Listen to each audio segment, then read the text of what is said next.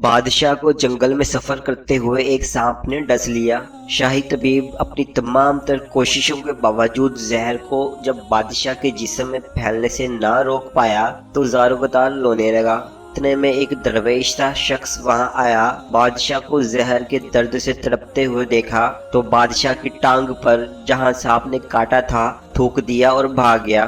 بادشاہ کے سارے ساتھی بادشاہ کی فکر میں تھے، اس لیے دیوانے کی اس حرکت پر کوئی بھی درویش کے پیچھے اسے گرفتار کرنے نہ گیا۔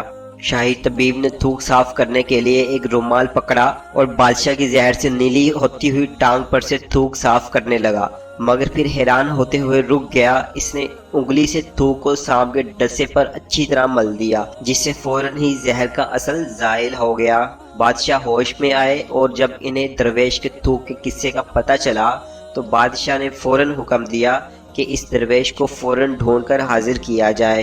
سپاہی چاروں طرف پھیل گئے اور تھوڑی ہی دیر میں درویش کو ایک درخت کے نیچے جا لیا اور پکڑ کر بادشاہ کے سامنے پیش کر دیا۔ بادشاہ نے ادب سے درویش سے کہا، ہم گناہ گاروں کی آنکھ آپ کو پہچان نہ سکی، جس کے لیے میں معذرت چاہتا ہوں۔ آپ سے درخواست کرتا ہوں کہ میری طرف سے یہ قیمتی پوشاک اور عربی گھوڑا قبول کیجیے۔ درویش نے مسکرا کر بادشاہ کی طرف دیکھا اور بولا، یہ گھوڑا اور پوشاک بہت قیمتی ہے، میں یہ پوشاک پہن کر اس گھوڑے کے لیے گھاس کاٹوں گا تو اچھا نہیں لگوں گا۔ بادشاہ نے کہا، آپ فکر نہ کریں، گھوڑے کے ساتھ خدمت گار بھی دیے جائیں گے۔ درویش بولا، اتنی قیمتی پوشاک، قیمتی گھوڑے اور خادموں کے ساتھ میں رہوں گا کہاں؟ اس دفعہ بادشاہ مسکرایا اور بولا، آپ کے لیے ایک عالیشان رہائش گاہ بھی تعمیر کر دی جائے گی۔ درویش نے پوچھا، اتنے مال اور دولت اور خادموں کے ساتھ اس رہائش گاہ میں تنہا رہوں گا؟ بادشاہ بولا، حضور، میری بیٹی شہزادی گلنار کی شادی آپ سے کر دی جائے گی۔